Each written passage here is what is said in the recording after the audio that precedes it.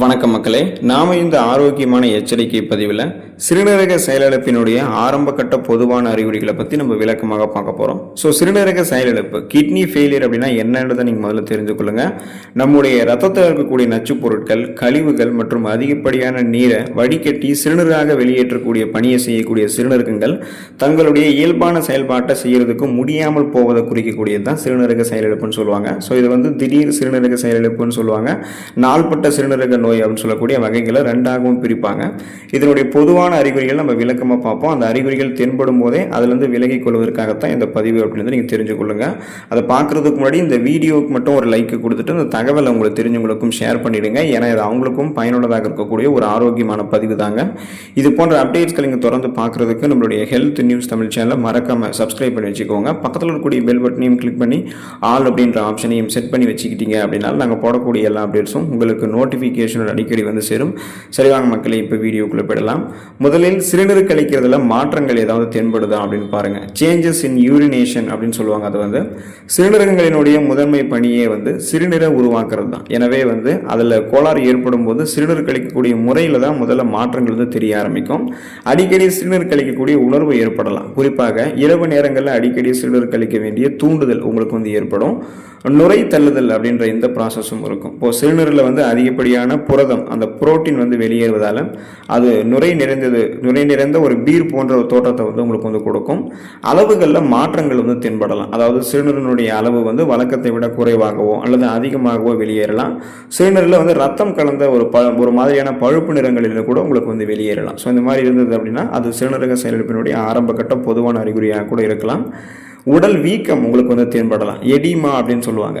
இது பார்த்தீங்கன்னா சிறுநீரகங்களினால உடலில் இருக்கக்கூடிய அதிகப்படியான நீர் மற்றும் சோடியத்தை வெளியேற்ற முடியாமல் போகும்போது அது எல்லாம் என்ன பண்ணும் அப்படின்னா நம்மளுடைய உடம்புகள் இருக்கக்கூடிய திசுக்களில் போயிட்டு தேங்க ஆரம்பிக்கும். இதனால முகம் மற்றும் கண்கள் வீக்கங்கள் இருக்க ஆரம்பிக்கும். பஃபிங்கான ஐஸ் தெரிய ஆரம்பிக்கும். குறிப்பாக காலையில் எழுந்தவுடன் கண்கள் மற்றும் முகத்தை சுற்றி இருக்கக்கூடிய பகுதிகள் வீங்கி இது போன்ற ஒரு தோற்றம் நமக்கு இருக்கும். குறிப்பாக கை கால்கள்லையுமே வீக்கங்கள் இருக்கும். அதாவது குறிப்பாக கணுக்கால்கள், பாதங்கள் மற்றும் கைகளில் நீர் தேங்கி வீக்கம் ஏற்படக்கூடிய இந்த செயல்முறையும் இருக்கும். உடல் வீக்கம் இருக்குது அப்படின்னாலுமே நீங்கள் ஒரு வாட்டி செக் பண்ணிக்கிறது உங்களுக்கு ரொம்ப ரொம்ப நல்லது.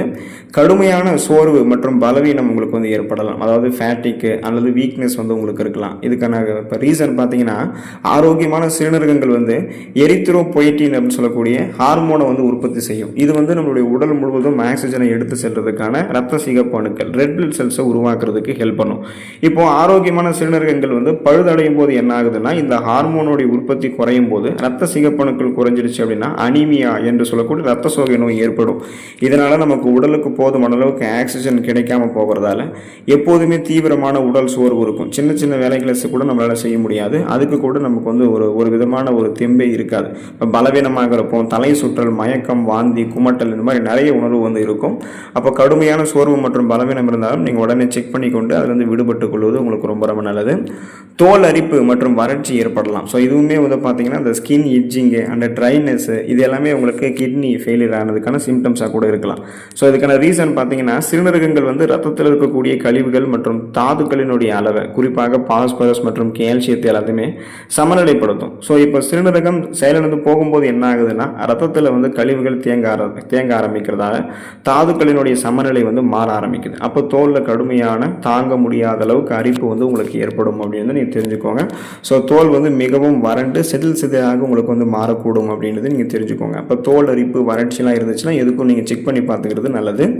வாயில் துர்நாற்றம் மற்றும் உலோகச் சுவை உங்களுக்கு வரலாம். மெட்டாலிக் டேஸ்ட் இருக்கலாம், இல்லைன்னா பேட் பிரீத் இருக்கும். இதுக்கான ரீசன் என்னன்னு பார்த்தீங்கன்னா ரத்தத்தில் யூரியா போன்ற கழிவுகள் தேங்குவதால் யூரேமியா அப்படின்னு சொல்லுவாங்க. அதை இதனால நம்மளுடைய உடம்புகள் இருக்கக்கூடிய நச்சு பொருட்களினுடைய அளவு அதிகரிக்க ஆரம்பிக்கும். இது என்ன பண்ணும் அப்படின்னா வாயில கடுமையான துர்நாற்றத்தை ஏற்படுத்தும்.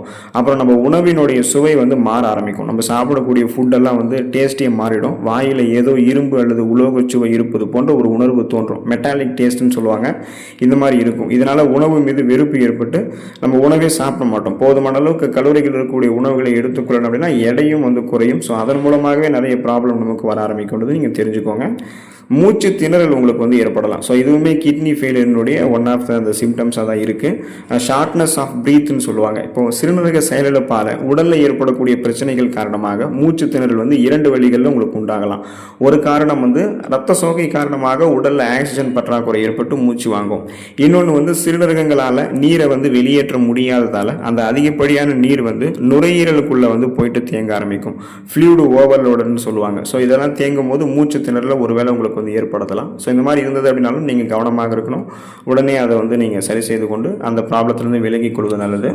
பசியின்மை மற்றும் குமட்டல் உங்களுக்கு வந்து இருக்கலாம். ஸோ லாஸ் ஆஃப் அப்பெடைட்னு சொல்லுவாங்க. அப்புறம் வந்து பார்த்தீங்கன்னா உங்களுக்கு அந்த குமட்டல் பசியின்மையும் உங்களுக்கு வந்து இருக்கும். ஸோ இன்னும் ரத்தத்தில் வந்து யூரியா மற்றும் கிரியாட்டின் போன்ற நச்சு பொருட்கள் அந்த யூரேமியா வந்து அதிக அளவில் தேங்கும் பொழுது அது செரிமான மண்டலத்தை உங்களுக்கு வந்து பாதிக்கலாம். இதனால் எப்போதுமே வயிறு நிரம்பியது போன்ற ஒரு உணர்வு இருக்கும். அதாவது எதையுமே சாப்பிட தோணாமல் இருக்கும். அதுதான் பசியின்மைன்னு சொல்லுவாங்க. அப்புறம் குமட்டல் அல்லது வாந்தி எடுக்கக்கூடிய உணர்வு கூட உங்களுக்கு உண்டாகலாம். குறிப்பாக காலை நேரங்களில் நீங்கள் எழுந்ததுமே அந்த வாந்தி எடுக்கக்கூடிய உணர்வு அல்லது குமட்டல் போன்ற தொந்தரவுலாம் அதிகமாக இருக்கக்கூடும்.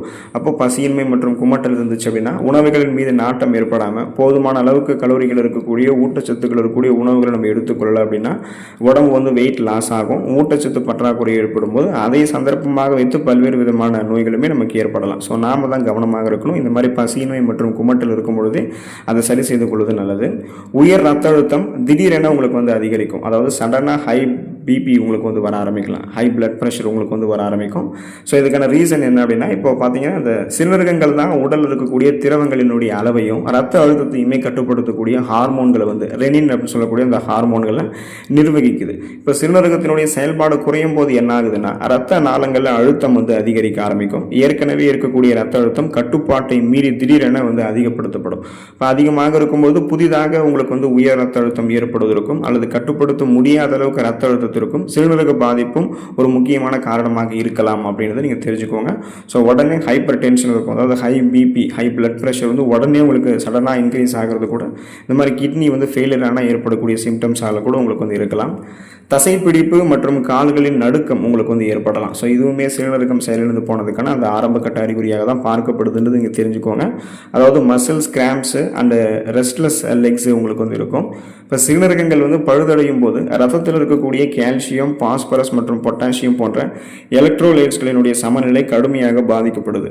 ஸோ இந்த தாதுக்களினுடைய அளவுகளில் ஏற்படக்கூடிய மாற்றங்களால் குறிப்பாக இரவு நேரங்களில் கால்களில் கடுமையான தசைப்பிடிப்பு, கிராம்ப்ஸு, அப்புறம் வலி அல்லது கால்களை வந்து சும்மா வைத்திருக்க முடியாத ஒரு விதமான அசௌகரியம், ரெஸ்ட்லெஸ் லெக் சிண்ட்ரோம்னு சொல்லுவாங்க. அடிக்கடி கால் வந்து நம்ம ஆட்டிக்கிட்டே இருப்போம். ஸோ இந்த மாதிரிலாம் வந்து ஏற்படும். இந்த மாதிரிலாம் ஏற்பட்டுச்சுன்னா உடனே நீங்கள் வந்து விலகிக்கொள்ளலாம். அந்த ப்ராப்ளத்துலேருந்து நீங்கள் விலகிக்கொள்வது ரொம்ப ரொம்ப நல்லது அப்படின்றத நீங்கள் தெரிஞ்சுக்கொள்ளுங்க. மார்பு வலி மற்றும் படபடப்பு உங்களுக்கு வந்து இருக்கலாம். ஸோ செஸ்ட் பெயின் இதெல்லாம் உங்களுக்கு வந்து இருக்க ஆரம்பிக்கும். ஸோ இதுக்கான ரீசன் என்ன அப்படின்னா இப்போ சிறுநீரகங்கள் வந்து செயலிழப்பால் ரத்தத்தில் வந்து பொட்டாசியனுடைய அளவு வந்து அதிகமாக உயர்ந்தாலோ ஹைப்பர் கிளைமியான்னு சொல்லுவாங்க.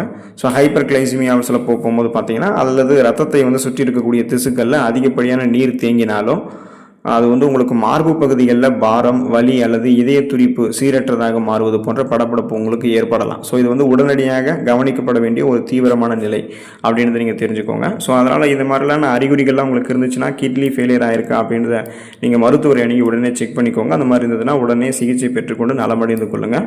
ஏன்னா கழிவு நீக்க மண்டல வேலை மிகச்சிறப்பாக நடக்கலைன்னா நம்மளுடைய உடலில் கழிவுகள் தேங்கும் போது அதை சந்தர்ப்பமாக வைத்துக்கொண்டு பல்வேறு விதமான நோய்களும் நம்மை தாக்கி அழித்துவிடும். ஸோ நாம தான் கவனமாக இருக்கணும். கவனமாக நாமளும் இருப்போம். நலமோடு இருங்க. அடுத்த ஆரோக்கியமான பதிவில் மறக்காமல் சந்திப்போம். நன்றி மக்களே.